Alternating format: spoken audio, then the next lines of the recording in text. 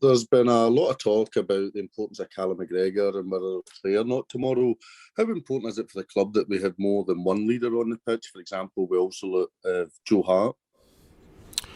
Yeah, it's important. I think that's having somebody like Callum is a great asset for every club because he drives and lives the values that you want. But I've often said, and I always say to the group, leadership comes in many forms. You can get leadership from the youngest player out on the pitch, because it could be, an act of bravery, just an individual action that raises, the levels for everyone by example. So, leadership just doesn't come down to age and experience. Obviously, that helps in many respects. And as you said, we've got people like, Joe and others who help in that area. But on any given day, it's also about, how everyone stands up in their moments.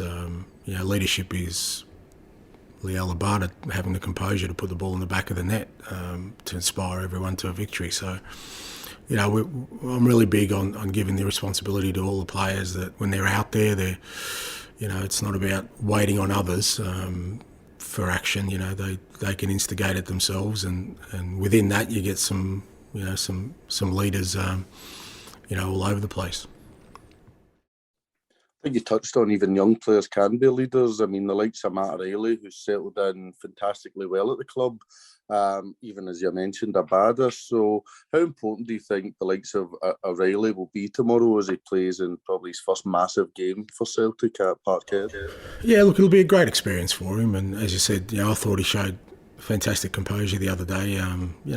He's played 3 games in a week, him and Rao, that probably at a level they hadn't experienced before, 2 or 3 games. And, for guys like that, the more we can expose them to this sort of environment and they adapt, the quicker their development. And I think, tomorrow night there'll be a few of our guys. I think it'll be their first derby and at home. So I think they'll all be excited, looking forward to it. And as you said, living that experience and being...